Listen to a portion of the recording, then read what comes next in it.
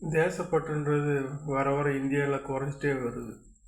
தேசப்பற்றுனா என்னமோ நினச்சிட்டுக்கிறாங்க. 40 ஸ்டேட் சேர்ந்தது தான் இந்தியா. இந்தியாவில் இருக்கிற 140 கோடி மக்களை சேர்ந்தது தான் முழு இந்தியா. இதில் ஜாதி, இனம், மதம் இதெல்லாம் கடந்து தான் வந்தது. இந்தியா சுதந்திரம் வாங்குறதுக்கு எவ்வளோ கஷ்டப்பட்டாங்கன்னு சுதந்திரத்துக்கு முன்னாடி வந்த தாத்தா பாட்டிகளுக்கு தான் தெரியும் அவங்க எவ்வளோ கஷ்டப்பட்டாங்கன்னு. வெள்ளைக்காரன்ட்டு அடி உத ரத்தம் சிந்தி பல உயிர் தியாகம் செஞ்சு எல்லா நாட்டிலேயுமே உலகத்தில் இருக்கிற எல்லா நாட்டிலையும் 50 வருஷத்தில் சுதந்திரம் வாங்கினாங்க. ஆனால் இந்தியாவில் மட்டும் ஒற்றுமைக்கு கிடைக்காம 300 வருஷம் தேவைப்பட்டது.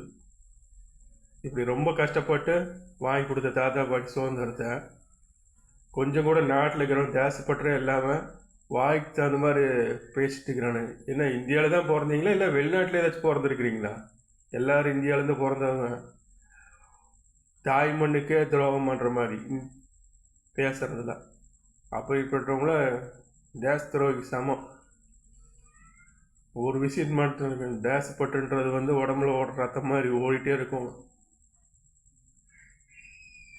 இந்தியாவுக்கோசரம் இராணுவ வீரர்கள் எல்லையில் போராடுறாங்க. அவங்களுக்கோசரம் முழு மனதோட சப்போர்ட் போடணும். இனம், ஜாதி, மதம் இதெல்லாம் கடந்து சும்மா அரசியல் பண்ணிகிட்டு இருக்கக்கூடாது. இதெல்லாம் அரசியல் பண்ண வேண்டிய நேரங்கள் கிடையாது.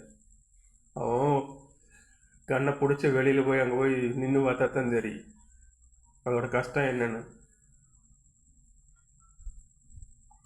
அதனால் ஒவ்வொரு இந்தியனும் 140 கோடி இந்தியா தேசப்பட்டுனா என்னென்னு தெரிஞ்சுக்குங்க. சுதந்திரம் வாங்குறதுக்கு முன்னாடி எப்படி இருந்திருக்குன்னு பழைய ஃப்ளாஷ்பேக்கில் அந்த பிக்சர் போட்டிருப்பானுங்க. வெள்ளைக்காரன் எப்படி ஆட்சி பண்ணியிருக்கிறான் அதெல்லாம் கொஞ்சம் பார்த்து தெரிஞ்சுக்கங்க. அப்போ தான் இந்தியாவோட கஷ்டம்னா என்னென்னு தெரியும். சும்மா ஏதோ பிறந்தோ வாழ்ந்தோ இருந்தோ செத்தனு கடமைக்கோசரம் பிறந்து வீணாக போய் எந்த ஒரு இதுவும் இருக்காது. இப்போ தான் தேசமாக கொஞ்சம் தலை நிமிர்ந்து வருது. இந்தியான்னா 4 பேர் வெளிநாட்டில் மதிக்கிற அளவுக்கு தெரிஞ்சுக்கிற இருக்குது. சின்ன சின்ன குட்டி தேசம்லாம் உலகத்தில் நம்பர் 1 நாடாக வந்துடுச்சு. இப்போ தான் இந்தியா கொஞ்சம் தலை நிமிர்ந்து வந்துட்டு இருக்குது.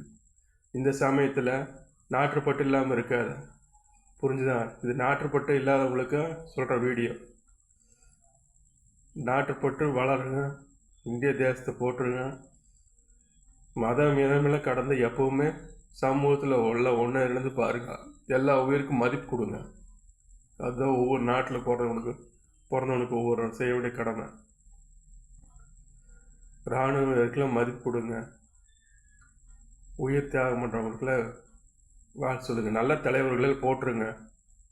தோறந்து சரிங்க. அரசியலில் தூக்கி வைங்க வெளியில் அந்த பக்கம். முதல் இந்தியனாக இருங்க. சரி.